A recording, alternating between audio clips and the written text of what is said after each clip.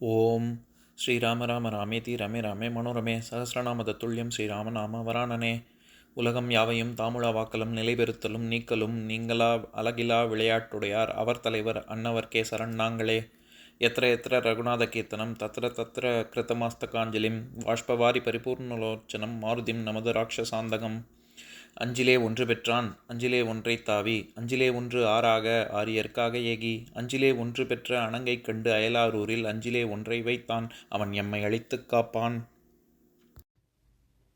இன்னைக்கு நம்ம கம்பராமாயணத்துல பாலகாண்டத்துல திருஅவதார படலத்துல 75வது பாட்டு பார்க்க போறோம். அடிக்குரல் முரசு அதிர் அயோத்தி மாநகர் முடியுடை வேந்தன் முனிவனோடும் ஓர் கடிகையின் அடைந்தனன் கமல வாழ்முக வடிவுடை மடந்தையர் வாழ்த்து எடுப்பவே. இதுதான் பாட்டு. இப்ப பதம் பிரிச்சு பொருள் பார்க்கலாம். கமல வாழ்முக வடிவுடை மடந்தையர், தாமரை மலர் போன்ற ஒளி பொருந்திய முகமும் அழகும் இளமையும் வாய்ந்த சுமங்கலிகளாகிய பெண்கள் வாழ்த்து எடுப்ப வரும் வழியெல்லாம் வாழ்த்தொலி கூற முடிவுடை வேந்தன் மணிமுடி தரித்த மன்னனாகிய தயரதன் அம்முனிவனோடும் அந்த கலை கொட்டும் மாமுனியோடும் ஓர் கடிகையில் ஒரு நாழிகை பொழுதிலே அடிக்குரல் முரசு அதிர் குணில் கொண்டு அடிப்பதால் ஒலி மிக்குடைய முரசங்கள் முழங்கும் அயோத்தி அடைந்தனன், அயோத்தி மாநகரை அடைந்தான்.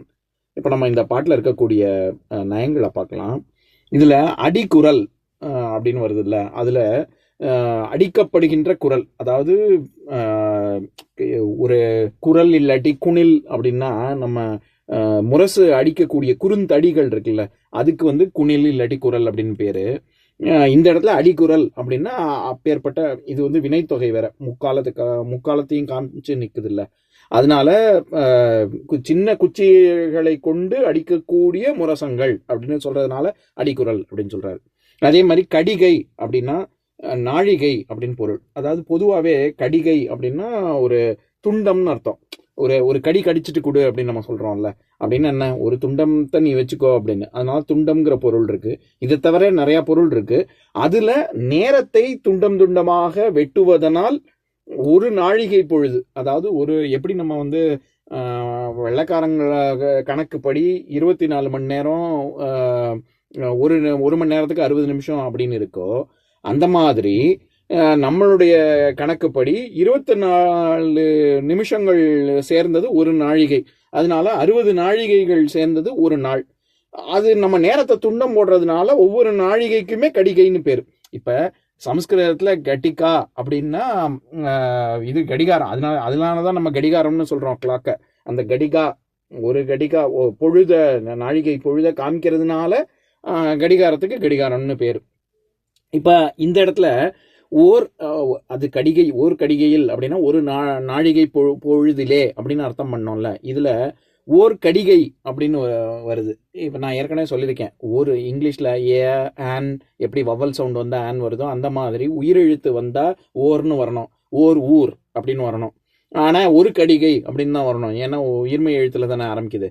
ஆனா இந்த இடத்துல ஓர் கடிகையில் அப்படிங்கிறதுக்கு வழுவமைதி என்ன சொல்லுவாங்கன்னா, இந்த இடத்துல வெறும்ன சும்மா நாழிகை பொழுது ஒரு 24 நிமிஷத்துல வந்தாங்க இது அயோத்தி நகருக்குள்ள அப்படின்னு மட்டும் அர்த்தம் பண்ணக்கூடாது.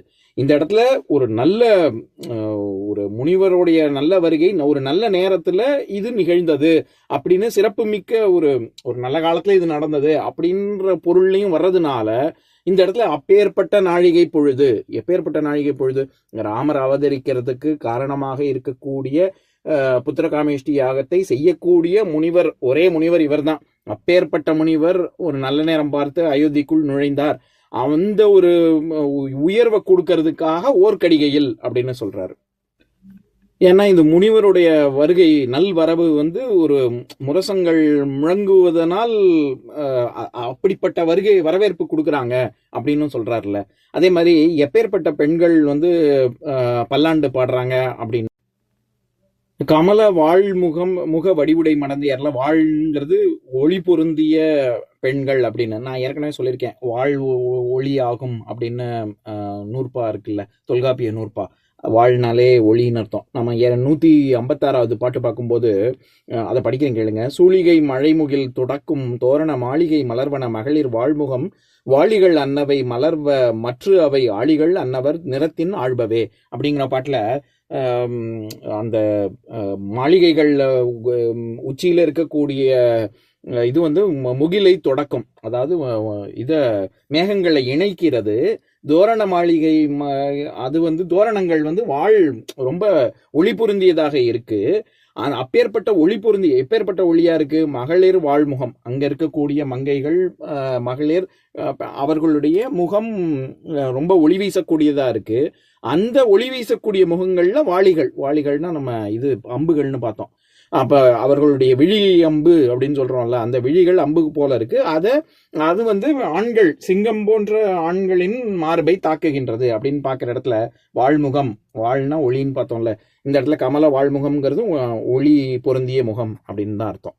ஏன்னா கமல வாழ்முக வடிவுடை மடந்தையர் அப்படின்னு சொல்றதுனால கமலம் அப்படிங்கிறது தாமரப்பூ, அதனால அது காருண்யத்தை குறிக்கும்.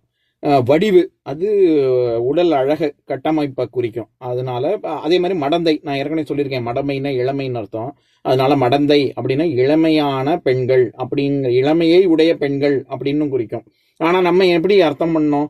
சுமங்கலிகள் வரவேற்கிறார் அப்படின்னு தான் பார்த்தோம். அப்போ பெரியவங்களை எல்லாத்தையும் வரவேற்கணும்னா அவர்கள் வந்து தீர்க்க சுமங்கலிகளாக இருக்கக்கூடியவர்களாகத்தானே இருக்க முடியும். அதனால இங்கே இது கமல வாழ்முக வடிவுடை மடந்தையர் அப்படின்னா கருணையில் சிறந்தவர்கள், அழகில் சிறந்தவர்கள், இளமையில் சிறந்தவர்கள், அதே சமயம் சுமங்கலிகள் அப்படின்னு எல்லாம் சேர்த்து அர்த்தம் பண்ணணும். அதே மாதிரி இந்த பாட்டின் மூலமா கம்பர் என்ன சொல்ல வராரு?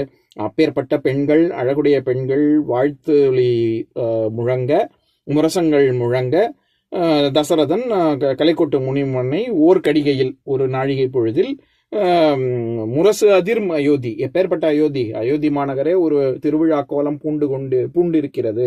அப்பேற்பட்ட அயோத்தியில் உள்ளே அவர்கள் செல்கிறார்கள் அப்படின்னு சொல்றாரு. இதுல அடைந்த எடுப்பவே அப்படின்னு வர்ற இடத்துல ஏகாரம் வந்து அசைச்சொல். இப்ப நான் பாட்டை இன்னொரு தடவை படிக்கிறேன், கேளுங்க. அடிகுரல் முரசு அதிர் அயோத்தி மாநகர் முடியுடை வேந்தன் நம் முனிவனோடும் ஓர் கடிகையின் அடைந்தனன் கமல வாழ்முக வடிவுடை மடந்தையர் வாழ்த்து எடுப்பவே. இன்னொரு நாள் இன்னொரு பாட்டு பார்க்கலாம். ஓம் சாந்தாகாரம் புஜகசயனம் பத்மநாபம் சுரேஷம் விஸ்வாதாரம் ககனசத்ருசம் மேகவர்ணம் சுபாங்கம் லக்ஷ்மீகாந்தம் கமலநயனம் யோகி ஹிருத்யானகம்யம் வந்தே விஷ்ணும் பவபயஹரம் சர்வலோகைகநாதம். உம்பரோடு இம்பர்காரும் உலகம் ஓர் ஏழும் ஏழும் எம்பெருமான் என்று ஏத்தி இறைஞ்சி நின்று ஏவல் செய்ய தம்பியரோடும் தானும் தருமமும் தரணி காத்தான் அம்பரத்து அனந்தர் நீங்கி அயோத்தியில் வந்த வள்ளல். ஓம் பூர்ணமதః பூர்ணமிதம் பூர்ணாத் பூர்ணமுதஸ்யதே பூர்ணஸ்ய பூர்ணமாதாய பூர்ணமேவாவசிஷ்யதே. ஓம் சாந்தி சாந்தி சாந்திஹி. ஓம் சர்வேஷாம் ஸ்வஸ்திர்பவது, சர்வேஷாம் சாந்திர்பவது, சர்வேஷாம் பூர்ணம் பவது, சர்வேஷாம் மங்களம் பவது. ஓம் சாந்தி சாந்தி சாந்திஹி. ஓம் சர்வே பவந்து சுகினः, சர்வே சந்து நிராமயாः, சர்வே பத்ராணி பஷ்யந்து மா கஷ்சித் துக்கபாக் பவேத். ஓம் சாந்தி சாந்தி சாந்திஹி.